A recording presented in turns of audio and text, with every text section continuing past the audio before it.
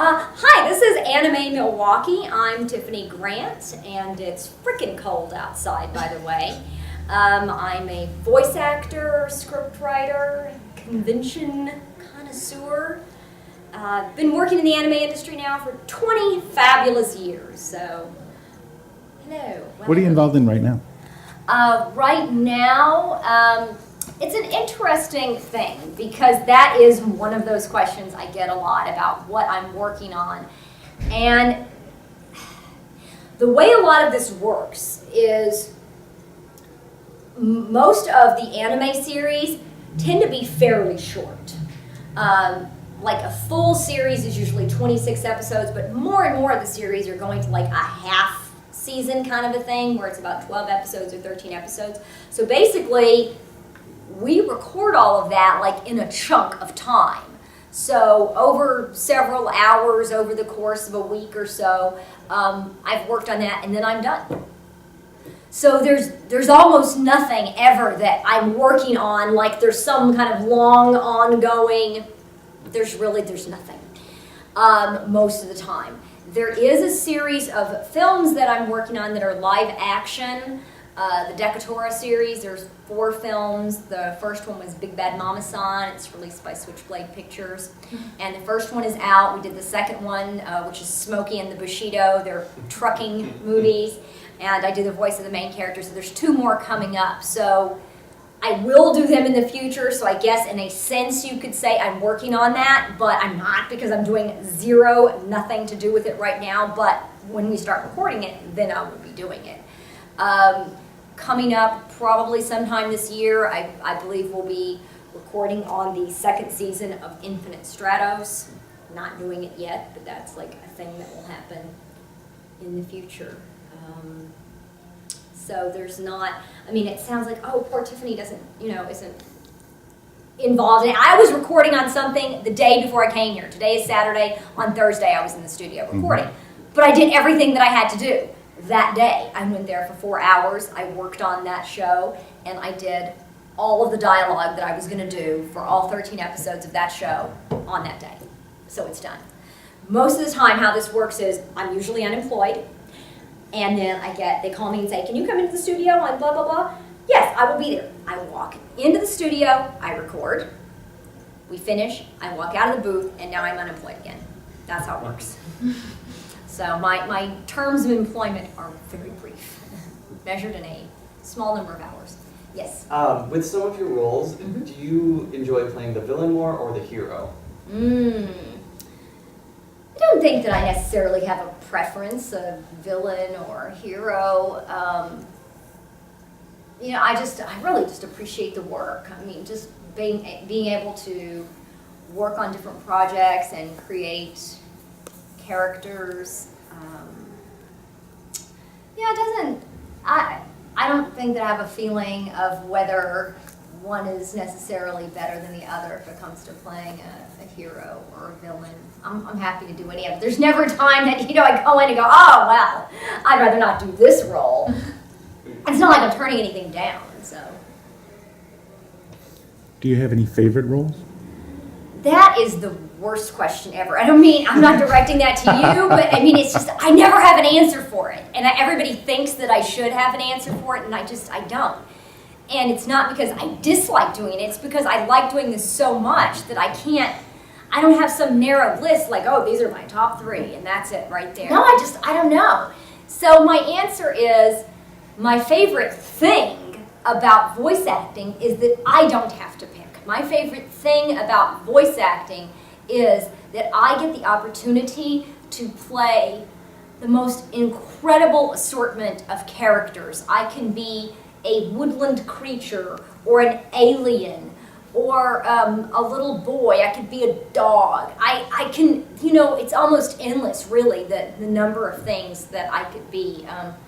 I was playing this very tiny elderly nun the other day. I had like 16 lines for that character, but I mean, I can just do almost anything, which is really fantastic. And that's the best thing to me about voice acting is the opportunity to do these kinds of roles that in other mediums that I could never do. I mean, on camera, I'm not going to be playing 8-year-old boys and woodland creatures and elderly nuns and things like that. So to me, that's just fantastic. That's what makes it such a fun and appealing thing to do, rather than like this one particular role. I've done hundreds of roles, so it's just too difficult for me to narrow it down. Some of my best experiences at conventions, I, for years, always wanted to be able to meet my Japanese counterpart, the original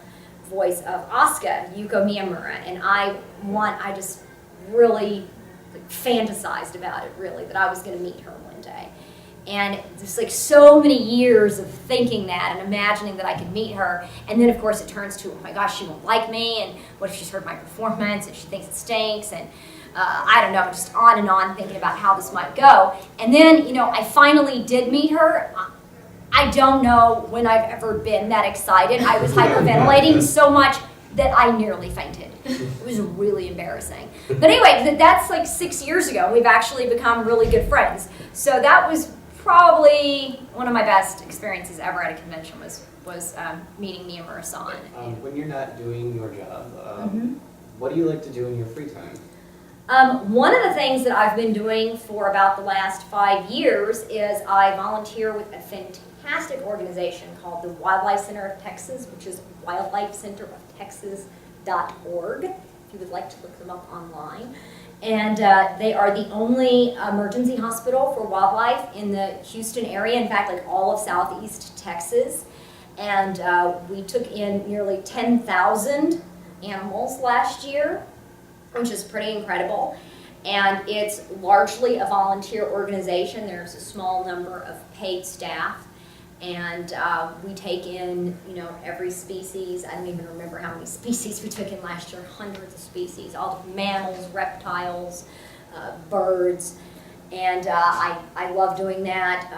I love volunteering there, and I do a lot of educational work for them. So I go out, into the public, and I do educational presentations. I'm pretty good at talking, so talk to people about wild animals and hopefully dispel some nasty myths and educate people about things that they can do in their communities to help wildlife and things like that. So that's one of my things that I'm passionate about doing when I'm not at a con or not working, actually doing that thing. So yes, wildlifecenteroftexas.org. Yeah. Did you ever find that there was a character, it was really hard to express the emotions through the voice? Yeah, for me, I think the character that was most challenging for me in that way was a show that we did, I think about 2003 probably. It was called Noir, which is a really dark, gritty, really complex show. And the character that I played in it, sort of this high priestess type character who is, well, in a sense, she's basically the villain of the show. But even though she is a villain, she's not a, whoa, she's not that. In fact, like, the chilling thing about her is that she's really quite dispassionate about it. She sees the world order a certain way, and it's absolutely her responsibility and her duty to set things right. And she has to correct the world and put it into order as she sees it. And the thing that was difficult for me to play is to not make her so whoa, but just like very, very cool, very calm, and just very collected about the way that she sees things and the way that she's putting it across. Because I'm just like, I'm a tiny person, but I'm very big. I'm very loud, I'm very in your face. And Altina was not like that. So that was challenging to me, because the main thing I remember, the direction that I got when we were recording that was, no, you need to pull that back. No, not so big. Smaller. So there was a lot of that. So that was very challenging for me, to be calm and quiet and composed. just not my normal demeanor. But I appreciated it, though. I appreciated having that challenge and the fact that the director, Matt Greenfield, that he thought that I could do that. Of course, I'd never done a character like that. I've never done a character like that since. But that he thought that I could do that. And so that makes me feel like, wow, well, if he thinks I could do it, and he's been directing me, at that point for like 9 years, well, maybe I can actually do this. So it was difficult, but it was very fulfilling still to be able to do that. And I've just realized the amount that I'm moving around, that's what lets you know I am not usually on camera. Because when you're on camera, you have to be really, really still. And I'm terrible at that. Oh, yeah, go ahead. What was your first anime role? The first anime role that I did, well, it was a little 2-episode OVA called Guy Double Target. It's a hentai. Currently available on DVD from Happy Carrot. Think about what a Happy Carrot would look like, and you're all the way there. Yeah, and I played the female lead in that right now. I was super excited to do it because, it was a paid acting job. That was my very first paid acting job. I was crazy excited. I didn't care what it was about, what was in it. There were no tentacles, okay? So, and I didn't have to do any of the stuff. So, whatever. It was a job. I was excited about it. Let's just say I was very, very excited. Yeah. Do you think that the anime industry in our country has really grown over the past decade or so? And why do you think that might be? That is not a straightforward answer to that about whether the anime industry has grown in the past decade. The viewership of anime has grown in the last decade. I think that I think there is a growing number of people who consume it and watch it and enjoy it. Now, as far as monetizing that and what the industry is like, I don't think that that's necessarily true. I think that the industry has been able to address over the past decade a lot of the issues that virtually collapsed it. I mean, the industry was very nearly entirely collapsed by about 2006. So they've addressed a lot of that with ways for people to consume it more easily in a legal way, online by downloading or streaming or whatever.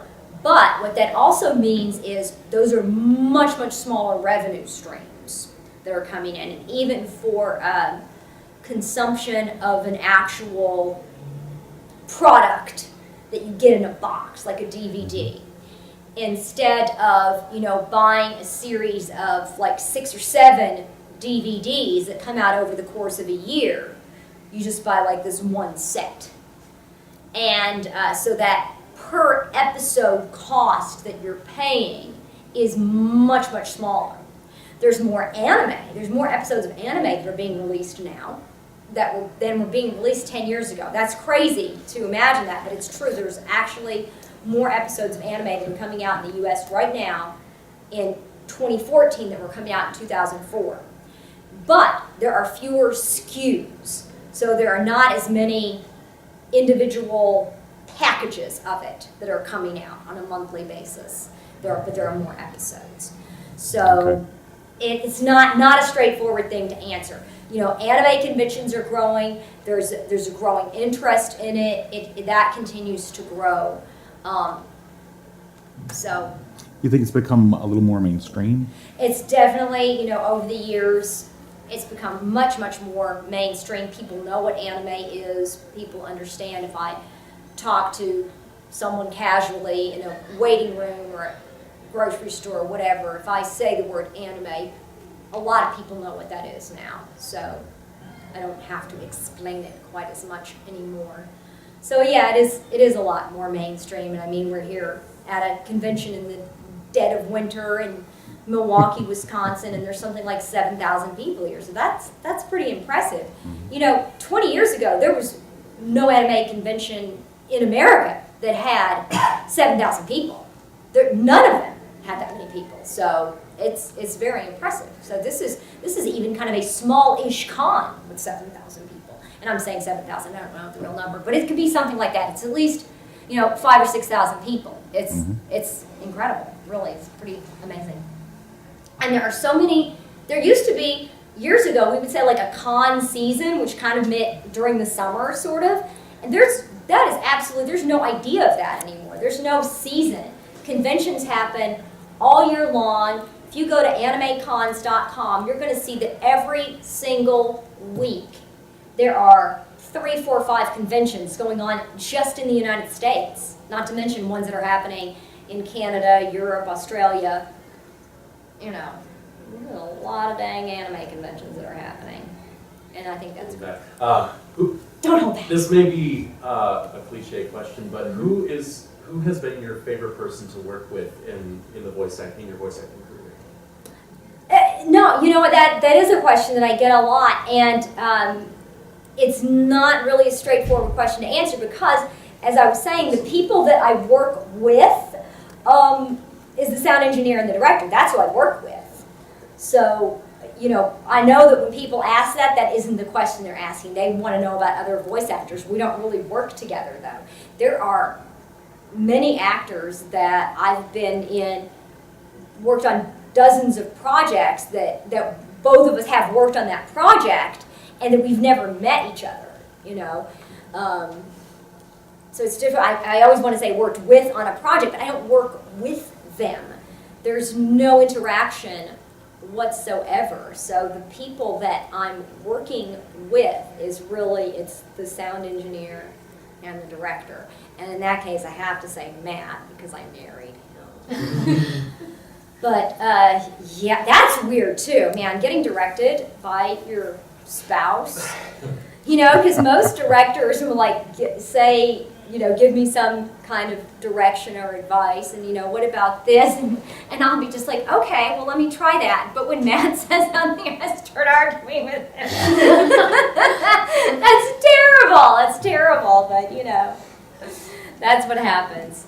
Usually it ends up being pretty good in the end because we work together on The Wallflower and Go Danner, Tears to Tiara, Infinite Stratos, where I was doing the scripts and he was directing the show. At first I was hesitant about that because I thought, oh, no, I'm going to write scripts for that guy. He's so critical. And I mean, he's really, really good too, so, living up to the standard and all that. But, I'll just say Matt. Good answer. All right, well, thank you guys. Thank you. Thank you very much.